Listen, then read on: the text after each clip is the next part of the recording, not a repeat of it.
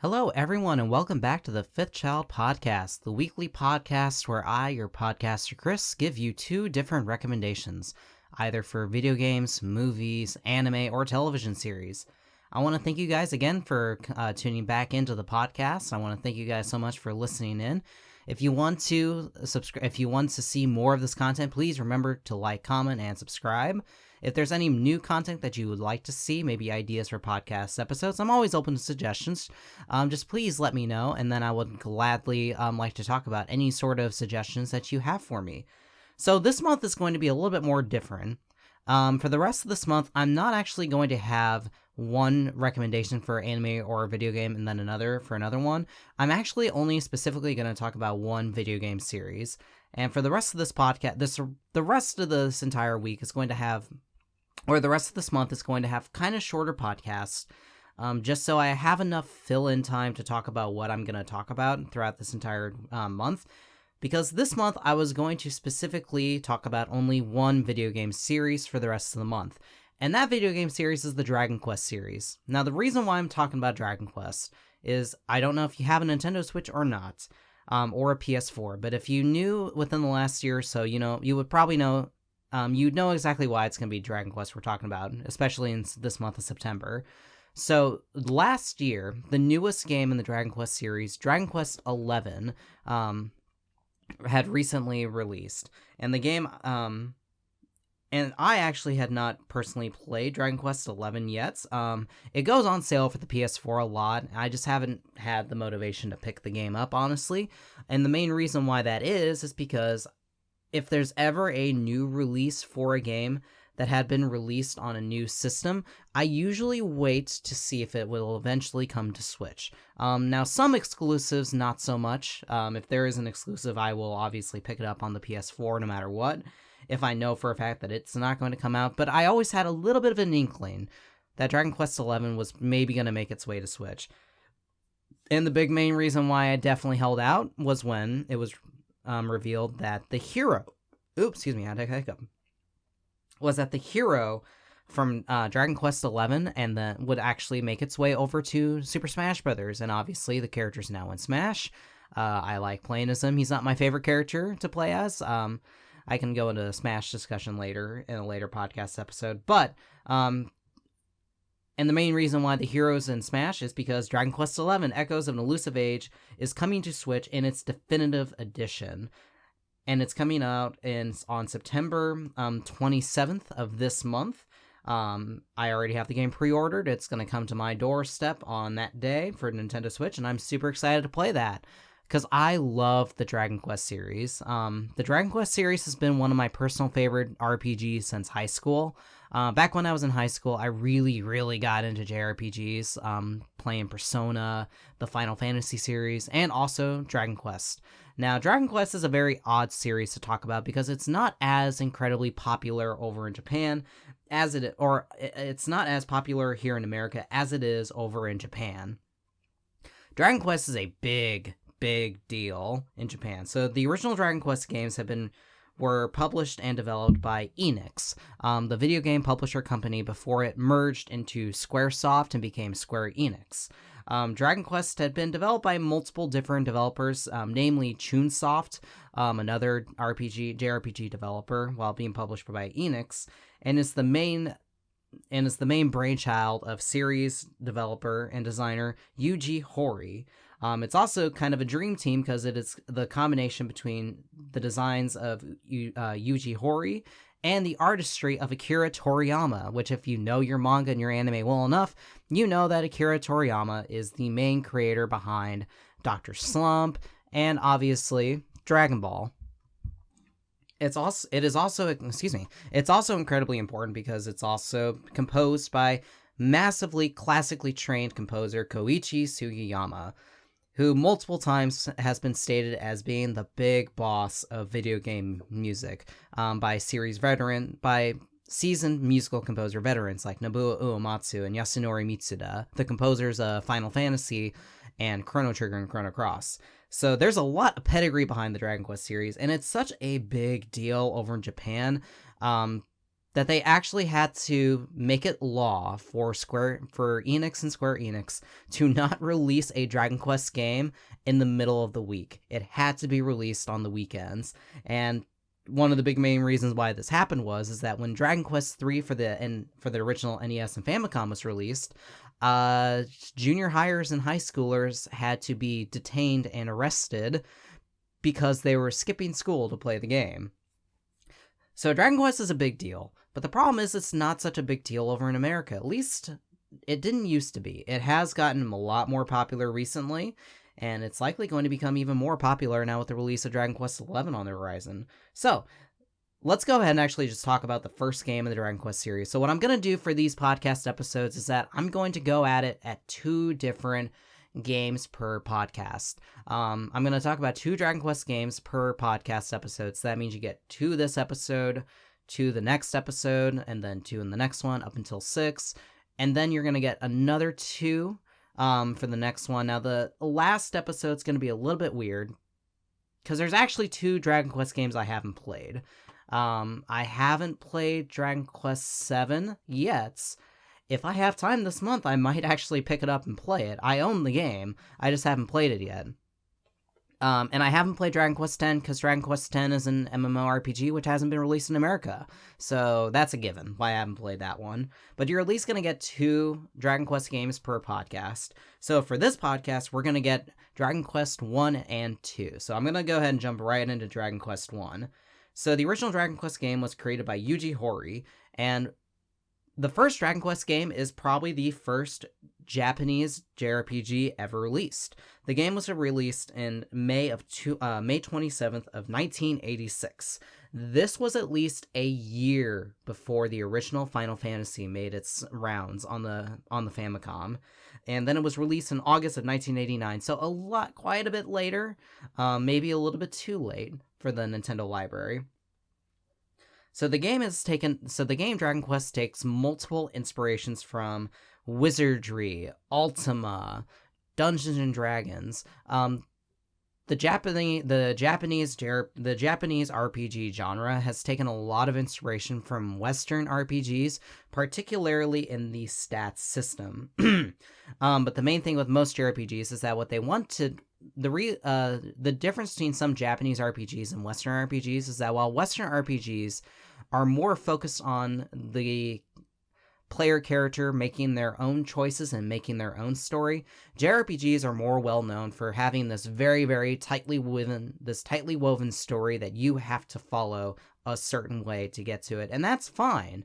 And Dragon Quest is certainly a proponent of that form of storytelling. So the main story of Dragon Quest is kind of very, very simplistic.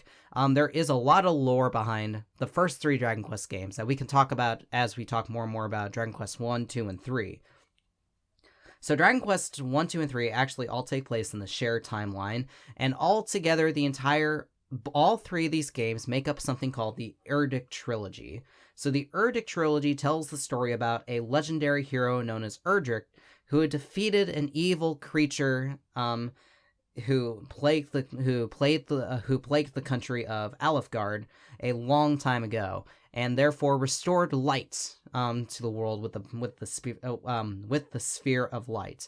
There was multiple amounts of prosperity in the sphere of light, and Erdrick's possessions were passed down throughout generations until ultimately there was one man who became the Dragon Lord, who decided to shun the power of the sphere of light, and he wanted to take over the entirety of Alefgard with his minions and monsters and dragons.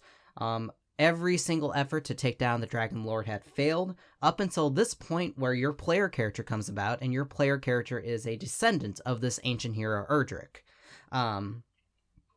And the main story of Dragon Quest 1 kind of just plops you in media res, and you're forced to really have to fend for yourself. The way that you travel around the world in the NES version and in the other versions like the Game Boy Color version and the iOS version and the Super Nintendo versions is that you have to do a little bit of investigation. And this is a very common trend in the Dragon Quest series. You're not spoon-fed exactly what you need to do right from the get-go. You can't, plop yourself into the game and then the game just tells you exactly where you need to go right from the get-go. You have to do a little bit of exploration, and that's at least one of the big differences between it and other JRPGs. Most JRPGs stick you down a pretty linear path that's very easy to follow. The Dragon Quest series, for the first game and most games after that, require you to do some investigative work in order to discover where you need to go next. For example, the game starts you off in the castle town of Tantagel, and you're told by the king that his daughter's missing, the Dragon Lord's in his castle, and that's about it. You kind of have to work your way around the game to figure out exactly what you need to do, whether that's staying in Tantagel and talking to other people, and then figuring out where you need to go, where the story takes you next, and what you need to do to defeat the Dragon Lord. There is a little side story where you have to go rescue a princess from a dragon, which can be seen as the main plot line for the beginning, and then it expands even further when you've try to figure out where exactly the Dragon Lord is and where his castle is and how you need to fight him. It expands more as you find out a little bit more about the lore, and as you try to find more of Erdrick's possessions, that will help you fight against the Dragon Lord. And that leads us into the gameplay, where the gameplay is a very simple version of the JRPG turn-based combat, where you pick an option on your turn, and then the enemy has its own RNG that it decides, and then based on your stats and their stats, you decide who goes first, who attacks first, who can deal the most damage, how much damage you take, and then the cycle rinses and repeats. Now, the first Dragon Quest game was very simplistic in that you only have one character. Most JRPGs give you a party system. The first Dragon Quest did not do this. The first Dragon Quest game only had one player character, the descendant of Erdrick, who you play as, and also every single enemy encounter is only against one enemy.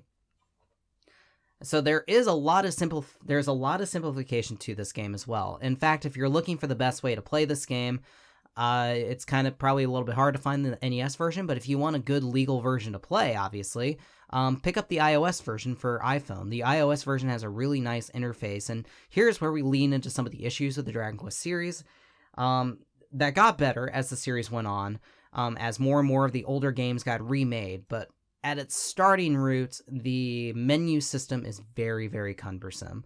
You have to press the start button to get your whole menu, which tells you where your items are, how to talk to people, how to search around your area to find a dropped item or whatever. And it's very, very, very non-intuitive. Luckily, this gets fixed in other games in the series where your search and talk options are mapped to one button. And then based on what version you're playing, like say the iOS version, where you can actually go to the menu, where you can just click the menu and everything else is there, but you at least have that option to talk to someone and search for something and open something mapped to at least one button. You didn't have to press a start button just to open a treasure chest or talk to somebody. So that's at least one good thing that a lot of other versions of the game did fix. One thing that can be a bit of a hurdle for the game itself, besides the investigative elements, is the grinding. Now, the lucky thing is that the first Dragon Quest game is not a very long game.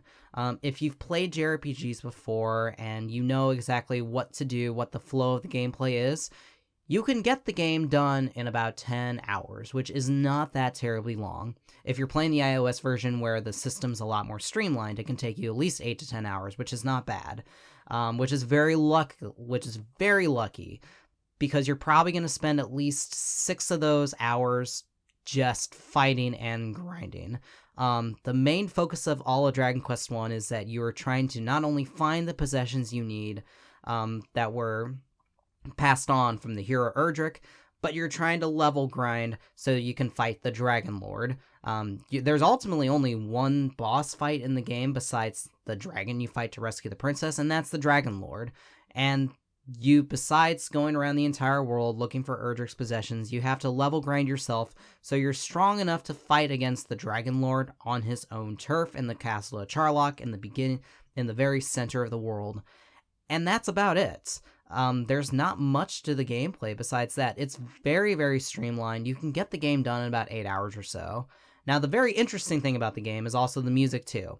Now, I talked about this prior, and I will tried not to reference this nearly as much in other Dragon Quest discussions, is that the soundtrack for the original NES used a MIDI soundtrack. Koichi Sugiyama is very much of a stickler when it comes to how his licensing for his soundtrack goes, and he is very good at what he does, regardless.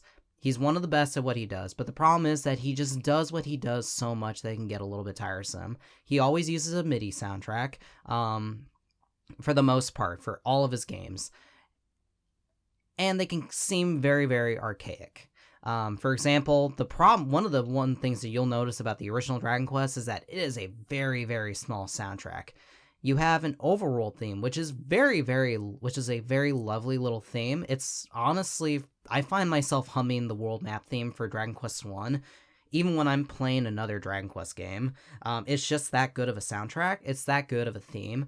There's a town theme, there's a dungeon theme, there's a battle theme, there's a castle theme, and there's a final boss theme. And that's about it. There's not a lot of tracks to this game. There's not a lot of tracks to Dragon Quest 2. We'll talk about Dragon Quest 2 in a little bit too.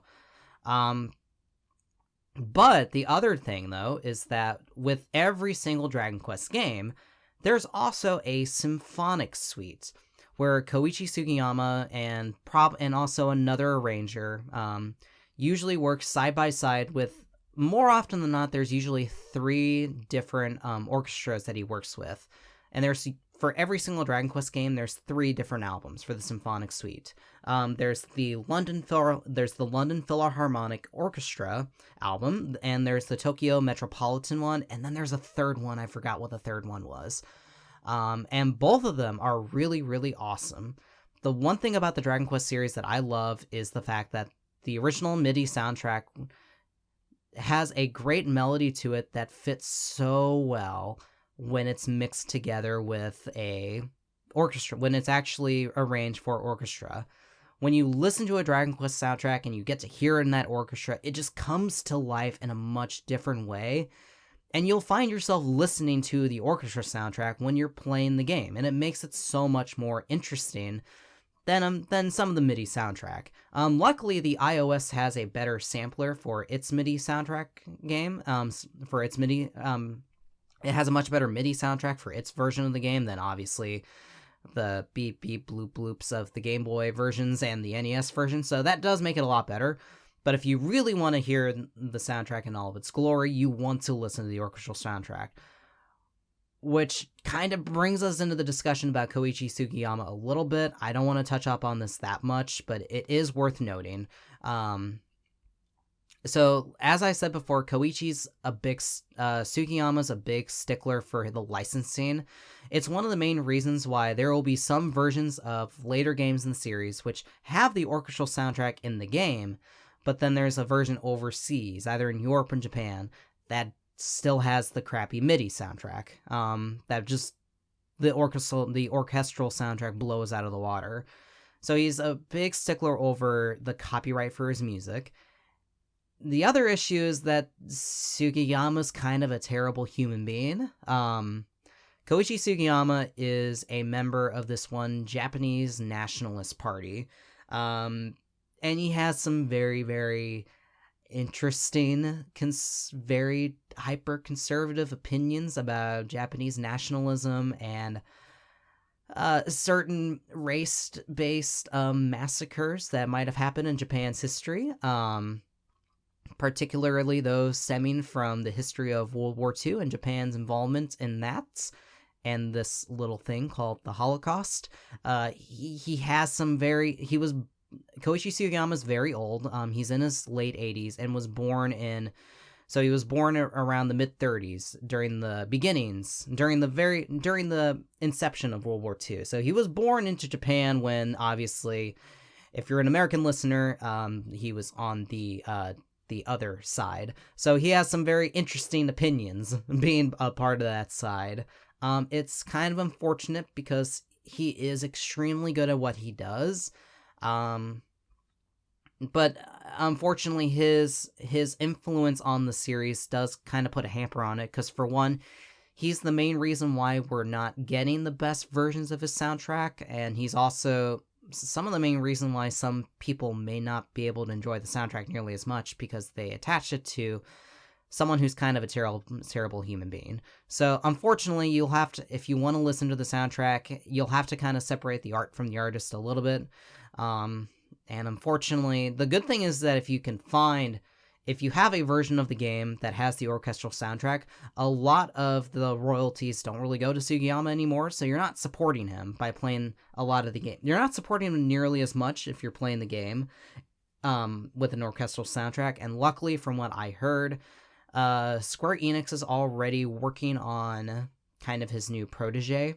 So, because one, Sugiyama's very old, he probably is not going to be around for much longer. So, probably by the time there's another Dragon Quest game, he likely will not be around to compose it, which I don't want to say is a good thing or a bad thing, but it might be a more fortuitous step forward for the series. But that's enough about that. So the Dragon Quest series, so Dragon Quest 1, it's a very good game. It shows its age, but if you're looking for a good game to play, even on your iOS, if you have an iPhone, if you have an iPad, if you've got a Droid, you can pick up Dragon Quest 1 for only $3. That is $3 of classic JRPG grindy goodness that'll last you for about 10 or so hours. It's a good time waster, and it's a good way. Excuse me. Oh, sorry, that bird came out of nowhere. It's a good way to see exactly where the series has gone from its humble beginnings to where it is going to be in Dragon Quest, where it is in Dragon Quest 11. So Dragon Quest 1, big recommendation for me. And we'll go ahead and move on to the next game, which is Dragon Quest 2. So Dragon Quest 2 is subtitled Dragon Quest 2, The Luminaries of the Legendary Line. Or, and I completely forgot to even mention this, but when the Dragon Quest series was first released for the Nintendo Entertainment System back in North America, back in the late 80s, it was called Dragon Warrior. Dragon Quest was not called Dragon Quest in America until Dragon Quest 8, back in 2005. So there's a little interesting tidbit if you're looking for Dragon Quest 1, 2, 3, and 4 from the Nintendo after listening to this podcast, you won't find them. You'll find Dragon Warriors 1, 2, 3, and 4, and those are the exact games. So, Dragon Quest 2, in terms of its actual story, is, again, it's still designed and developed by Yuji Ori. Artists, the artwork is done by Akira Toriyama, composed by Sugiyama, so it's most of the same creative team throughout the entire scope of the series' conception. So Dragon Quest 2 story takes place after about 100 years after the first Dragon Quest 1, where we now get to take control of another descendant of Erdrick, and also by extension a descendant of the hero from Dragon Quest 1, who's in a completely different part of the world, outside of the Alefgard country that the first game took place in. This one takes place more, this one has a much more expanded world to it, and I forget the town names throughout most of it. But the main story is that this dark wizard known as Hargon is now trying to summon a demon to destroy the entire world. And a soldier who was fighting against the demon comes to the castle city of Middenhall, and tells the king about this before he dies. So the king decides to send his son, the Prince of Middenhall, to go defeat Hargon. And now this is actually a little bit different than Dragon Quest 1.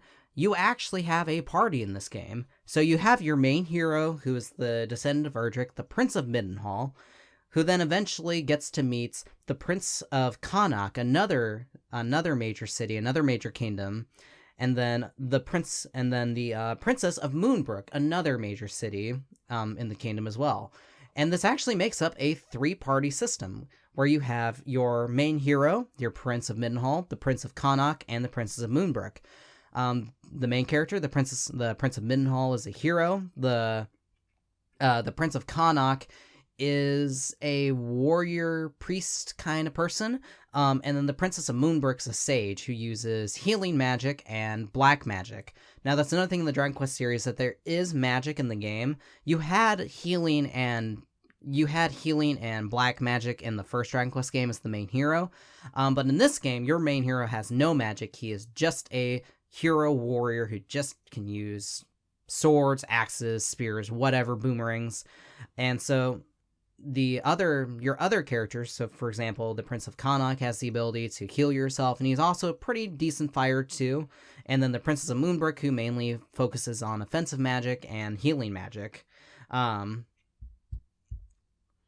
So the entirety of the majority of this entire quest is just the three heroes, the two princes and the princesses, traveling around the entire kingdom, making their way back to Alefgard in order to find Hargon and fight him and stop him from destroying the world. Now the story is once again laced with a little bit more lore again. Like with the original Dragon Quest I, there's more possessions of Erdrick that had gotten passed on throughout the generations, and it's more of a generational thing once again, where you do get to collect more of these possessions, and then you level yourself up more in order to fight against Hargon. There is again more of an open world in this game, and actually a much more open world than the first Dragon Quest I. The first Dragon Quest I, like I said, is about 8 to 10 or so hours long. Dragon Quest II probably takes about double that length. And this leads into some of the major issues with Dragon Quest II. So the problem with Dragon Quest II is that it is a much harder game than Dragon Quest I, especially once you get to the second half of the game. The first half of the game is a little bit easy. It's not too terribly bad, especially because you have 3 main party members to work with.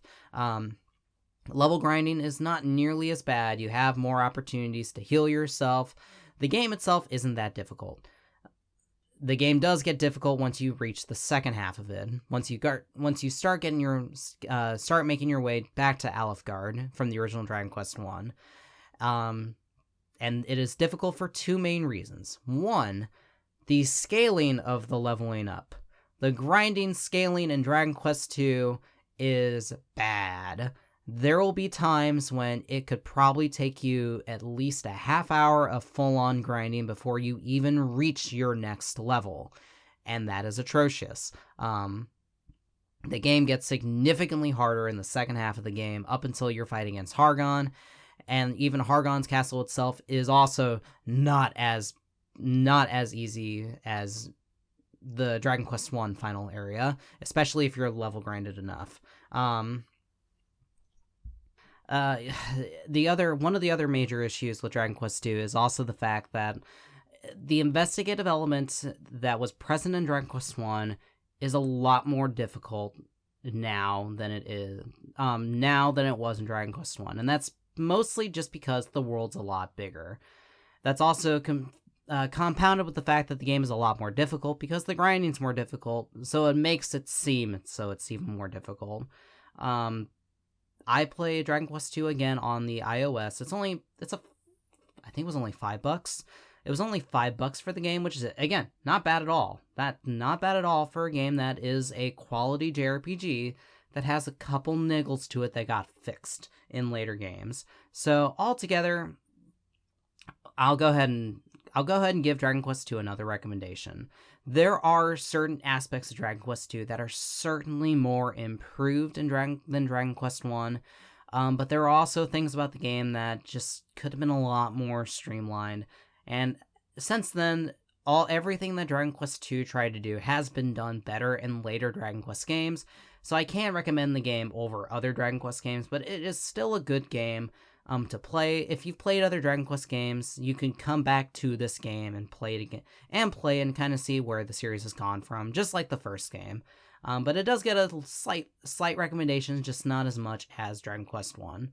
So with that, I'm going to go and close out today's podcast. I want to thank you guys so much for listening in. Again, this is going to be Dragon Quest month, so I'm going to be talking about 2 different Dragon Quest games every single week up until the release in Dragon Quest XI, and then hopefully you'll get another bigger podcast for Dragon Quest XI instead. So thank you so much for listening in, and if you want to see more of this, make sure to like, comment, subscribe, hit the bell icon. You'll notice last week I posted the episode later than I should have. That will not happen again this week. So I want to thank you so much for listening in. I hope to see you guys in the next episode. Excuse me.